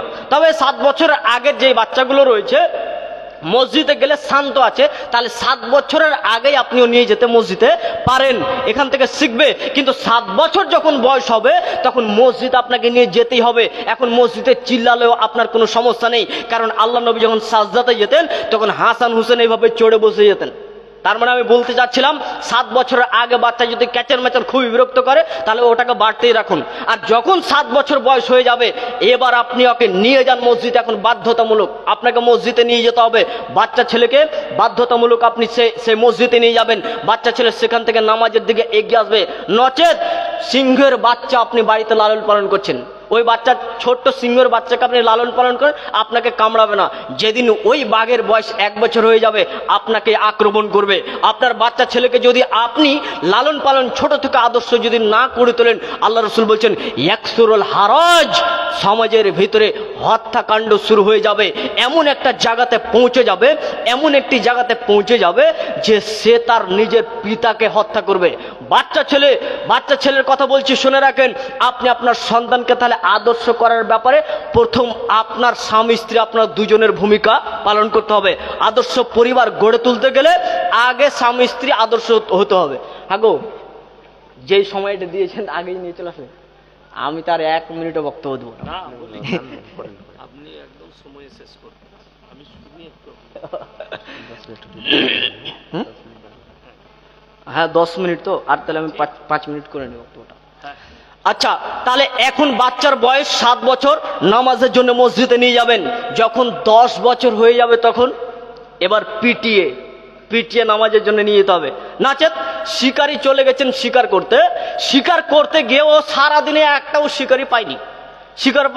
তখন ও বাড়ি চলে আসছে, আসার সময় তো দেখতে পাচ্ছে একটা বাঘের ছোট্ট একটা বাচ্চা। তখনই বলছে এটা কি নিয়ে যায়, এখন ঝোলাতে ভরে নিয়ে বাড়িতে চলে এসছে। তো বাড়িতে চলে এসছে যে আসার পরে দেখছে আরে একে তো খাওয়াও যাবে না, এ তো হারাম, এর মাংস তো হারাম।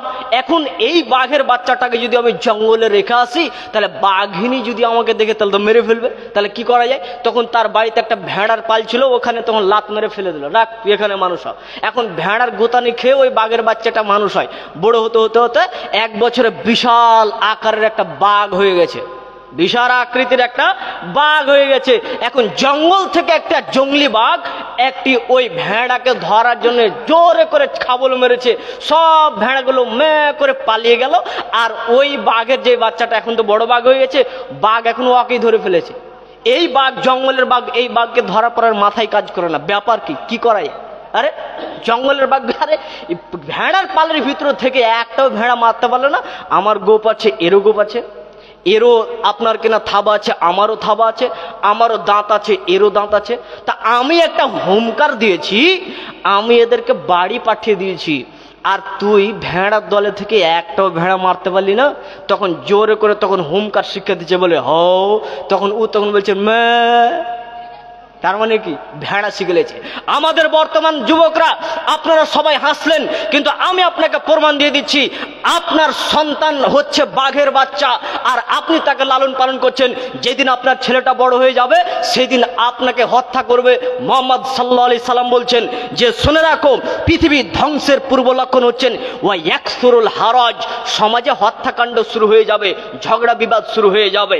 এমন একটা অবস্থায় পড়ে যাবে মানুষ তার নিজের আত্মীয় স্বজনকে হত্যা করবে, তার পড়োশীকে হত্যা করবে, তার মাকে হত্যা করবে। এক পর্যায়ে আল্লাহ রাসূল বলছেন যে শুনে রাখো, ওরা সন্তানরা তার নিজের পিতাকে হত্যা করবে। যখনই এই কথা বললেন সন্তানরা তার পিতাকে হত্যা করবে, তখন সাহাবীরা বলছে আল্লাহ নবী, তাহলে কি সেই সময় থেকে মানুষের বিবেক থাকবে না? আরে বাপকে হত্যা করবে, সেই সময় থেকে মানুষের বিবেক থাকবে না? আল্লাহ রাসূল বলছেন না, সেই দিন মানুষের বিবেক থাকবে না। বলুন, আপনার ছেলেটা ইহুদি খ্রিস্টানদের সঙ্গে উঠা বসা করে, আপনার ছেলেটা দিন রাত বেনামাজির সঙ্গে উঠা বসা করে, দিন রাত জুয়া তাবাতে সে পড়ে থাকে, আপনার ছেলেটা চাল চরিত্র হিন্দুর মতো। বলুন আপনার ছেলেটা আপনাকে বাপ বলে কিভাবে স্বীকার করবে? আপনার ছেলেটাই যেদিন বড় হবে সেদিন আপনাকেই খাবল মারবে বাঘের মতো, বড় বাঘের মতো। ছোট বাচ্চাটাকে লালন পালন করছে মানে বাঘের বাচ্চা, বড় হলে আপনাকেই হুঙ্কার মারবে। এর জন্য আপনাকে আমি বলতে চাই, একটু সজাগ হন সন্তানের ব্যাপারে, এদের জন্য দোয়া করবেন। আপনার ছেলে যদি আপনাকে মেরেও দেয়, আপনি আল্লাহর কাছে তাড়াতাড়ি উজু করে বসে বলেন, আল্লাহ আপনি আমার সন্তানকে ফিরিয়ে দেন। এমন সন্তান আমি পৃথিবীতে চাইনি। আমার সন্তান কেন আমাকে মারবে? আমার সন্তান আমাকে মাথায় উঠিয়ে রাখবে, আমার সন্তান আমাকে মারবে কেন? আপনি সঙ্গে সঙ্গে আল্লাহকে এই দরখাস্ত দেন, দেখবেন ইনশাল্লাহ আপনার সন্তান পরিবর্তন হবে। সময় তো দিনই ভাই, বক্তা সাহেব চলে এসছেন। আপনাদের কাছে এতটুকু শুধুমাত্র বলার ছিল যে হয়ে যাবে দিকের সামনে কই গো, আপনাদের বসার কই? আপনাদের চাটাইগুলো নেই তো বসবে কিভাবে? আচ্ছা ভাইয়ান, আপনারা জানেন যে এটা মসজিদ কেন্দ্রিক একটি জালসা, 2 দিন হয়েছে। কালকে তো সম্ভবত কালেকশন হয়নি, কারণ আজকের দিন হয়তো অপেক্ষা করেছিলেন। তো আমরা তেমন কালেকশন করি না, জাস্ট শেষের দিকে আবদার করলে 10-15 মিনিট বা কালেকশন করে দিই। তো আপনারা যদি পারতেন, এখানে সিমেন্টের প্রয়োজন আছে না? মানে কত বস্তা? আচ্ছা 200-250 বস্তার এখন সিমেন্টের প্রয়োজন। 5টা বস্তা করে যদি কেউ একদিন দেন, মোবাইলের রিচার্জে তো 1টা বস্তা হয়ে যাবে। 1 মাসের রিচার্জ তো আপনারা যদি দিতেন, এখানে লেখেন তো 10 বস্তা করে। আচ্ছা 10 বস্তা করে দেন তো আপনারা কয়েকজন, তাহলে মোটামুটি মসজিদে, এখন তো মসজিদ সৌদি আরব থেকে পেয়ে যাচ্ছে, এটা তো একটা সৌভাগ্য যে আপনারা দিতে পারছেন। আচ্ছা 10 জন 10 বস্তা করে দেন, বাকিটা দেখে নেবে। 10 জন 10 বস্তা করে কেউ পারবেন না? আপনার কাছে অর্থ সম্পদ আছে, আপনি যদি আল্লাহকে দেন তাহলে আল্লাহ বলছেন আমি তাকে দিব। আমি এমনি চাই না। 1 জন আর 9 জন বাকি, 1 জন ওনার নামটা লেখেন না গো। 1 জন 10 বস্তা হয়ে গেছে, বেশি টাকা নয় গো, 10টা বস্তাতে বেশি টাকা নয়। আপনি এই টাকাটা দিয়েছেন, এই টাকাটাই আপনার কাজে লাগবে। আল্লাহ রসুল বলছেন তোমরা নিজের মালকে বেশি ভালোবাসো না অন্যের মালকে? তখন সাহাবীরা বলছে আল্লাহ রসুল নিজের মাল ছাড়া অন্যের মালকে কেউ কি ভালোবাসে? তখন আল্লাহ রসুল বলছে শোনো, তোমরা সবাই অন্যের মালকে ভালোবাসছো।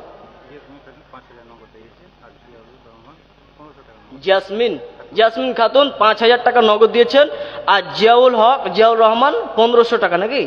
আচ্ছা, তারপরে 1 জন 10 বস্তা। তো আল্লাহ রসুল বলছেন তোমরা পরের মালকে তোমরা বেশি ভালোবাসছো। কি করে? বলে তুমি যেটা খাচ্ছ এটা তোমার মাল, যেটা তুমি পরিধান করছো এটা তোমার মাল, আর যেটা তুমি দান করছো এটা তোমার মাল। বাকি যে কোটি কোটি টাকা জমে রেখেছো, দম বের হলেই ছেলেরা ভাগ করে নেবে। চোয়াঙ্গে রপ্তানে গুনন চানে পাক, চেবার তাকে মুর্দানে চেবার রুহে খাক। শ্বাস বের হলেই বলবেন নিয়ে যাও কবরে রেখেছো। স্ত্রী বলবে না 3 ঘন্টা বাড়িতে রাখো, বলবে না, আর সঙ্গে সঙ্গে আপনি পৌঁছতে শুরু হয়ে যাবেন। ভাই 1 জন হয়েছে, 2 জন, 2 নম্বরে কে হাত? আর 1 জন হাত তুলেন, দেখে দেখে আপনার দেখা দেখে আরো তুলবে। আচ্ছা যদি ভারী হয়ে যায় 2 জন মিলে হাত তুলেন না গো, যে আমরা 2 জন মিলে 10 দিচ্ছি, তাহলে 5 করে উঠান। 5-এ কয়জন উঠাবেন? আপনারা কেমন যে লোক গো, সাহাবীদের যুগে এত কালেকশন মসজিদে একদম চাঁদা তুলতো না, জাস্ট বলতো তাবুকের যুদ্ধে যেতে হবে, কানের এনে ছিঁড়ে দিয়ে দিয়েছে। হ্যাঁ, এটা ছিল নারীদের আর সাহাবীদের চরিত্র। তো আপনারা দেন, আমি আর কয়েকটা মিনিট রয়েছে, তাড়াতাড়ি বলছি, আপনারা তাড়াতাড়ি দেবেন। বক্তা সাহেব চলে এসছে, ওনাকে দিতে হবে। কিভাবে দিবে এরা? আচ্ছা টাকার দিকে আপনারা দেন তো 500 করে টাকা, কয়েকজন মাত্র 500 টাকা করে আমার হাতে দেন তো। এখন 1টা বস্তা সিমেন্টের কাজে চলে এসছে। 500 টাকা করে কয়েকজন ব্যক্তি, শুধুমাত্র আমি দেখতে চাচ্ছি কয়েকজন ব্যক্তি। এতগুলো লোক বসে আছে, সবাই পকেটে চেপে পড়ে আছে। যখনই ক্যান্সার হয়ে যাবে, যখনই রোগ হয়ে যাবে, তখনই এরা আবার হসপিটালে গিয়ে হাজার হাজার টাকা ঢেলে দেবে। কিন্তু আল্লাহর রাস্তাতে দিতে চাচ্ছে না, যে আল্লাহ আগামীতে যেন আমাকে রোগ থেকে মুক্তি দান করে, এই উদ্দেশ্যে কেউ দিতে চাচ্ছে না। দেন না গো, আল্লাহর রাস্তায় আপনার চিকিৎসার জন্য দেন, যে আল্লাহ যেন আমাকে আর এরকম রোগ ব্যাধি যেন না হয়। দেন। যাদের যাদের মা মারা গেছে, এখানে যতগুলো লোক মা মারা গেছে, আচ্ছা কার কার মা মারা গেছে হাত তুলুন তো একটু দেখি, হাতটা দেখতে চাচ্ছি। ভয় করছে এরা। 1 জন দেখতো, একটু ছোট ছেলে। কে? তুমি দিলা ভাই? হ্যাঁ, কে দিয়েছেন? উনি দিয়েছেন। দেখেন তো সামনের দিকে 1 জন দিয়ে দিয়েছে। আচ্ছা যাদের যাদের মা মারা গেছে, আচ্ছা রাজু মিয়া 5 বস্তা সিমেন্ট। তাড়াতাড়ি সিমেন্টগুলো যদি দেন কিনা, তাহলে সিমেন্টগুলো ওরা কিনে নিয়ে আসবে, ছাদটা যত মসজিদ যতদিন থাকবে ততদিন কাজে দেবে। মানে এই 500 টাকা মানে বাবুরবোনা থেকে নাসির 5 বস্তা সিমেন্ট। বাবুর বোনা থেকে 5 বস্তা সিমেন্ট নাসির। আচ্ছা, যাদের যাদের মা মারা গেছে, মায়ের জন্যে আপনি 500 টাকা দেন। মায়ের জন্যে, মায়ের জন্যে আপনাকে বলছে, আল্লাহ রসুল বলছেন যে বি ইস্তিগফারি ওয়ালাদাকা লাকা, কিছুগুলো মানুষের ইজ্জত সম্মান বেড়ে যাবে। বলছে কিসের জন্য? বলে তার সন্তানরা দুনিয়াতে দোয়া করেছে, দান করেছে। আপনি আপনার মায়ের জন্য কয় বস্তা? 5 বস্তা। কি নাম লিখলেন? গোলাম মর্তুজা, 5 বস্তা সিমেন্ট। যাদের যাদের মা মারা গেছে তাদেরকে বলছি, টাকা না থাকলে এখানে লিখে যান। আর যাদের যাদের বাবা মারা গেছে ওরা 500 টাকা করে এখানে দেন। আচ্ছা, এখানে আরেকজন 500 টাকা, 200 টাকা। আপনারা সবাই বসে আছেন গো, এখানে সবারই মা বাবা বেঁচে আছে। আর কার মরার কথা বলবো? সবাই সব ইয়ং নাকি? বয়স্ক লোকগুলা আছে। আপনাদের বাবা এখনো বেঁচে আছে? মা বাবা কেউ তো যাবে, তাদের জন্য দেন। আর মাত্র 2-3টা মিনিট। আচ্ছা শুনুন, আপনারা অর্থ সম্পদ দিতে সংকুচিত করছেন কেন গো? একটা কথা মনে চলে আসলো, বলবো কি না? শোনেন, এক রাখাল ওনার বাদশার সঙ্গে দিল্লি যাচ্ছে। তো দিল্লি যেতে যেতে এখন রাখাল বলছে যে বাদশাহ এটা কি? বলছে এটা পাহাড়। বলছে ওটা কি? বলে ওটা নদী। তখন বাদশাহ বারবার বলছে, এই তুই বিরক্ত করছিস, চুপ কর। বলছে বাদশাহ আমি তো কোনোদিন বিদেশ দেখিনি, তাই একটু আপনার সঙ্গে এসেছি। হঠাৎ করে দেখতে পাচ্ছে একটা লোককে হাতির পিঠে চাপা আছে, আর ও লোকটাকে ফুল দিয়ে সাজা আছে। হাতির পিঠে যে লোকটা বসে আছে ফুল দিয়ে সাজা আছে, আর পিছন দিকে মানুষ ঢোক ডাল বাজাচ্ছে। এখানে আর একজন 700 টাকা। শাহজাহান মিয়া 5 বস্তা, শাহজাহান মিয়া 5 বস্তা, আতাউর মিয়া 10 বস্তা লিখেলেন। তো দেখতে পাচ্ছে হাতির পিঠে বসে আছে, ও লোকটা ফুল দিয়ে সাজা আছে, কিন্তু লোকটা অঝর নয়, কেঁদেই চলে যাচ্ছে। আর পিছন দিকের লোকগুলো ঢোক ডাল বাজাচ্ছে, এ কিন্তু হাসছে। সেলিম মাস্টারের আব্বা 1000 টাকা দিয়েছে মা বাবার জন্য নাকি? আচ্ছা, পিছন দিকের লোকগুলো কিন্তু, আপনারা দান নিয়ে আসেন, পিছন দিকের লোকগুলো কিন্তু হাসছে। এবার রাখাল এবার দেখে বলছে যে কি ব্যাপার বাদশা, লোকটাকে হাতির পিঠে বসা আছে, এই লোকটা কান্না করছে, আর পিছন দিকের লোকগুলো এরা আবার হাসছে কেন? তখন বলছে শোন, আমাদের এই এলাকার একটা নিয়ম রয়েছে, যেই ইচ্ছা সেই মন্ত্রী হতে পারবে, কিন্তু একটা কাজ করতে হবে কি, 5 বছর পরে ওকে হাতির পিঠে চেপে ফুল টুল দিয়ে ওকে জঙ্গলে বনবাস দিয়ে ওকে বাঘে খাবে। আরেকজন দিয়েছে 300 টাকা। তখন রাখাল বলছে না আমিও হব। 1000 টাকা কে ভাই? আচ্ছা, 1000 টাকা আরেকজন দিয়েছে। রাখাল তখন বলছেন আমিও মন্ত্রী হব। বাদশাহ বলছে তুই জানিস না, দেখতে পাস না? মকবুল, রব্বুল 500 টাকা। বাদশাহ বলছে দেখতে পাস না যে 5 বছর পরে ওকে হাতির পিঠে বসে ওকে জঙ্গলে বনবাস দেবে? বলো হোক, আমি হবই। তখন দেখতে পাচ্ছে কোনো উপায় নেই, একে দিল্লি নিয়ে এসে তো মাথা খারাপ। ও এখন রাখাল, এখন ওই গদিতে বসে গেছে, এখন মন্ত্রী হয়ে গেছে। শুনেন, এটা হাদিস কোরআনের কথা নাই, এটা একটা সামনে চুইটি, একটা কথা বুঝাতে গিয়ে আপনাদেরকে বলছি। বেনামে তাহাজার, এখন উনি বাদশাহ হয়ে, এখন উনি মন্ত্রী হয়ে গেছে। কে মনে আছে? রাখাল মন্ত্রী হয়ে গেছে। তো রাখাল এখন প্রথমে গদিতে বসে কি কাজ করতে শুরু করেছে দেখেন, উল্টাপাল্টা কাজ। বলছে এই আমাকে কোন জঙ্গলটাতে বনবাস দেওয়া হবে রে? বলে অমুক জঙ্গলটাকে। বলে যতগুলো গাছ আছে সবকে কেটে ফেল। সব গাছ কেটে ফেলা হয়ে গেছে। ওখানে একটা এয়ারপোর্ট তৈরি কর, প্লেন নামা ওঠা করবে, এয়ারপোর্ট তৈরি। ওর পাশে একটা সুন্দর করে বিল্ডিং তৈরি কর। জঙ্গল আর কি আছে এলাকার ভিতরে তো আমাকে দেওয়া হবে। যত এলাকাতে জঙ্গল আছে সব কেটে ফেলে দে। সব কেটে ফেলে দেওয়া হয়েছে। যেই জঙ্গলে ওকে মানে বনবাস দেওয়া হতো, বাঘ ভালুক আর কিছু নাই, এখন ওখানে বিল্ডিং তৈরি হয়ে গেছে। ও মন্ত্রী থেকেছে, এখানে যত সম্পদ আছে সব ওকে পাঠিয়ে দিয়েছে। হাতির পিঠিয়ে চাপিয়েছে 5 বছর পরে। পিছন দিকের লোকগুলো সব কান্না করছে, ও এখন হাসছে। জঙ্গলে আমাকে বনবাস, মাল সব পাঠিয়ে দিয়েছে ওখানে এদের কাছ থেকে নিয়ে। আর সব থেকে চালাক ব্যক্তি হচ্ছে ওই যে লোকটা দুনিয়াতে থাকবে আর তার অর্থ সম্পদ আখিরাতে পাঠিয়ে জাহান্নামের আগুনকে নিভিয়ে দেবে। চালাক ব্যক্তি হচ্ছে ওই। আপনি আপনার অর্থ সম্পদগুলো এখানে দেবেন, আপনার জাহান্নামের আগুন নিভে যাবে, ফুল বাগান তৈরি হবে, সেখানে আপনি যাবেন। যেদিন যাবেন সেদিন আপনিও হাসবেন। তো আমি আপনাকে জাস্ট এতটুকু বোঝানোর জন্য এগুলো বললাম, বলি না, অনেক তালবিস ইবলিস জানা রয়েছে ভাই। তো এখন আমি বক্তব্য ইতি করছি এখান থেকে। তো যদি আপনাদের কারো বাকি থাকে, ইনি হচ্ছে আমার বড় ভাই, এটা প্রথম আমার সাক্ষাৎ, এর আগে আর আমিও বেশি দিন নয় এই দাওয়াতের ফিল্ডে। আচ্ছা আপনি বলে দিবেন শেষের দিকে, এখন সময় নেই, লাস্টের দিকে বলে দিবেন। শুনেন, আমি ওই দাওয়াতের ফিল্ডে মোটামুটি করে 3 বছর ধরেন এই দাওয়াতের ফিল্ডে। আচ্ছা আচ্ছা, আরেকজন কে? পালানু। আর আইজুদ্দিন 5 বস্তা। আচ্ছা, অনেকে 5 বস্তা, কে 15 বস্তা, কে 10 বস্তা করে দিয়েছে। আমিও মোটামুটি 3 বছর থেকে এই দাওয়াতের ফিল্ডে এসেছি। বাবুর বনার ঢুড্ডু, উনি 5 বস্তা সিমেন্ট দিয়েছে। 500 টাকার 5 বস্তা, ও 500 টাকায় শুধু। আচ্ছা ঠিক আছে। আচ্ছা জামিরুল 500 টাকা। তা আমিও এই 3 বছর থেকে এসেছি, প্রথম সাক্ষাৎ ইনার সাথে সোশ্যাল মিডিয়াতে দেখেছি। তো এইভাবেই যাই হোক, ইনশাল্লাহ আগামীতে আরও আমাদের দেখা হবে আশা রাখি। আর ইনার বাবা এখন অনেক বৃদ্ধ হয়ে গেছে, এরপরেও কিন্তু দাওয়াতের ফিল্ডটা আছে। তো একটু ওনার বাবার জন্য আপনারা দোয়া করবেন যেন সুস্থভাবে থাকে, লোকটা বেঁচে আছে, আল্লাহ যেন তাকে শান্তির সঙ্গে হায়াত বৃদ্ধি করেন, আল্লাহুম্মা আমিন। এর সাথে দোয়া করি আমার মা আব্বা আগামী রমজানে উমরাতে যাবে। তো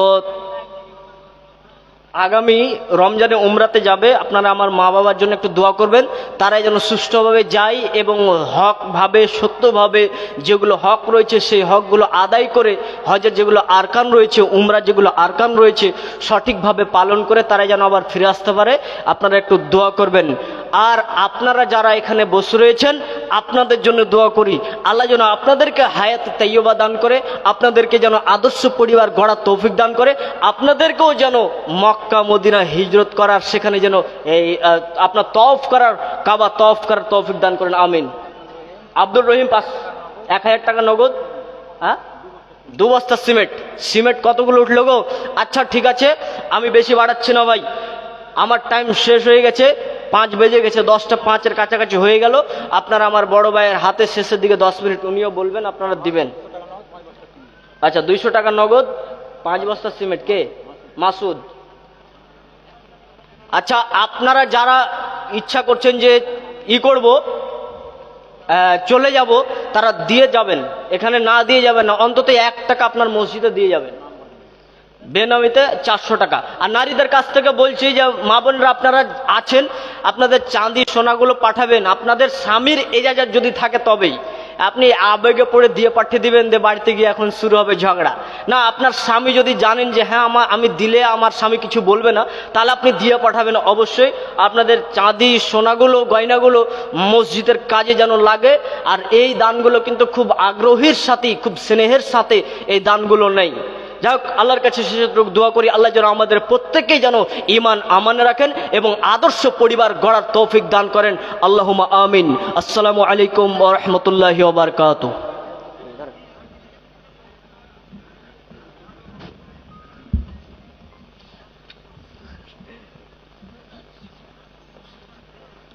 ফোন নাম্বার আপনার ওদের কাছে আছে?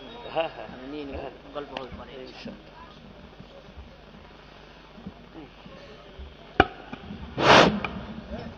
আসসালামু আলাইকুম ওয়া রাহমাতুল্লাহি ওয়া বারাকাতুহু।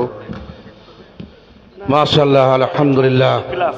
মাওলানা সাহেব যথেষ্ট বক্তব্য দিলেন, আপনাদের সামনে দান খয়রাত চাইলেন মসজিদের জন্য।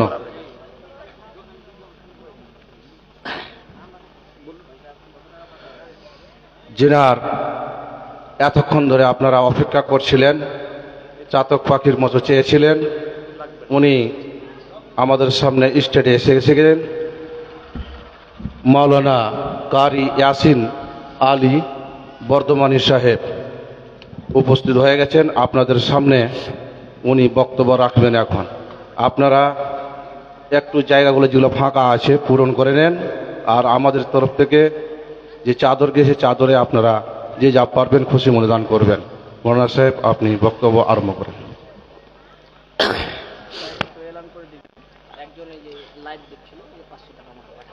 আচ্ছা, একজন লাইভ দেখছিলেন, উনি 500 টাকা পাঠিয়েছেন। আসসালামু আলাইকুম।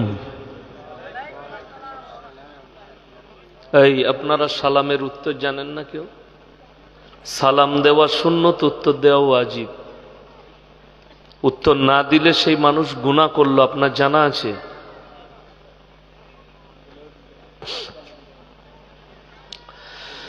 আউযু বিল্লাহি মিনাশ শাইতানির রাজীম। বিসমিল্লাহির রহমানির রহিম।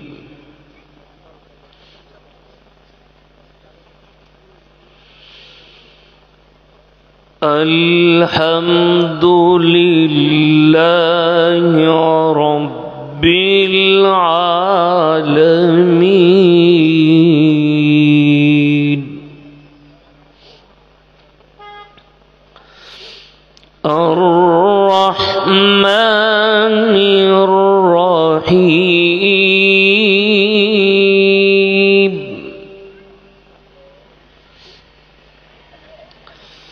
মালিকি ইয়াউমিদ্দিন। ইয়্যাকা না'বুদু ওয়া ইয়্যাকা নাস্তাঈন।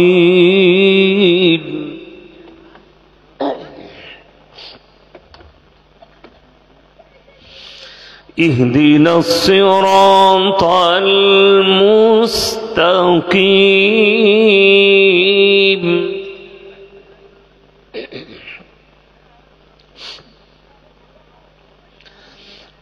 الحمد لله رب العالمين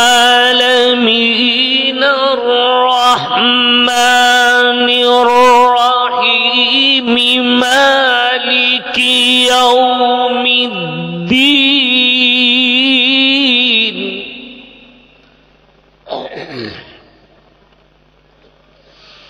إياك نعبد وإياك نستعين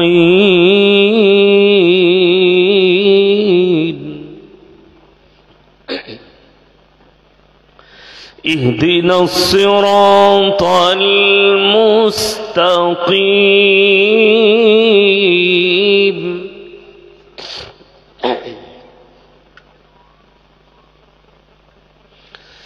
صراط الذين أنعمت عليهم غير المغضوب عليهم ولا الضالين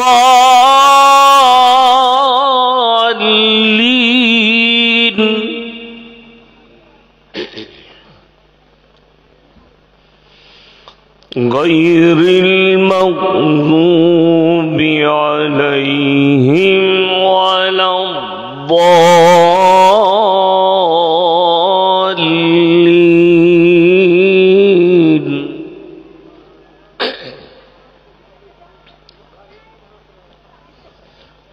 لا إله إلا الله الله أكبر ولله الحمد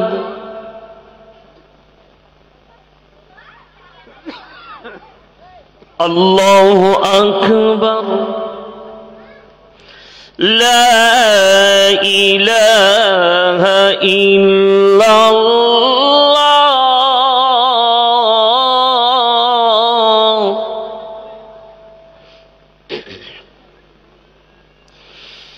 لا إله إلا الله الله أكبر ولله الحمد بسم الله الرحمن الرحيم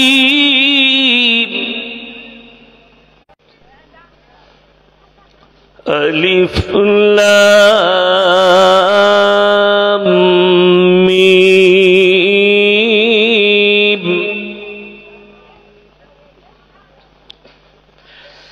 بسم الله الرحمن الرحيم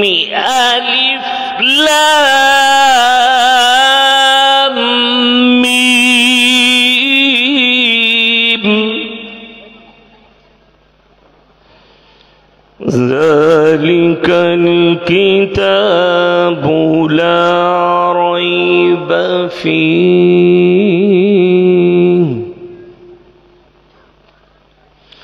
ذلك الكتاب لا ريب فيه هدى للمتقين الذين يؤمنون بالغيب ويقيمون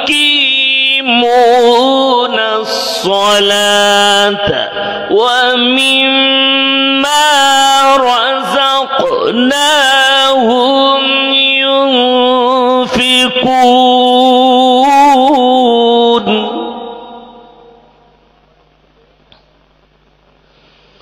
والذين يؤمنون بما أنزل إليك وما أنزل من قبلك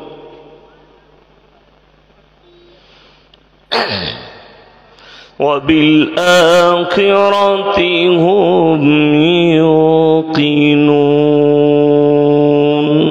صدق الله العظيم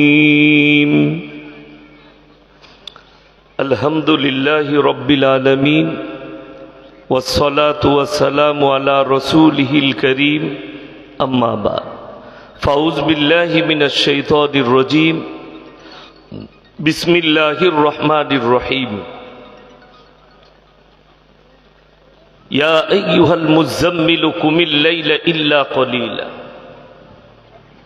نصفه أو انقص منه قليلا أو زد عليه ورتل القرآن ترتيلا وإلى مدين آخر فأعوذ بالله من الشيطان الرجيم بسم الله الرحمن الرحيم يا أيها الذين آمنوا كتب عليكم الصيام كما كتب على الذين من قبلكم لعلكم تتقون وإلى مدين آخر فأعوذ بالله من الشيطان الرجيم بسم الله الرحمن الرحيم وإذا لقوا الذين آمنوا قالوا آمنا وإذا خلوا إلى شياطينهم قالوا إنا معكم إنما نحن مستهزئون الله يستهزئ بهم ويمدهم في طغيانهم يعمهون إلى آخر الآية خيركم من تعلم القرآن علمه كما قال عليه الصلاة والتسليم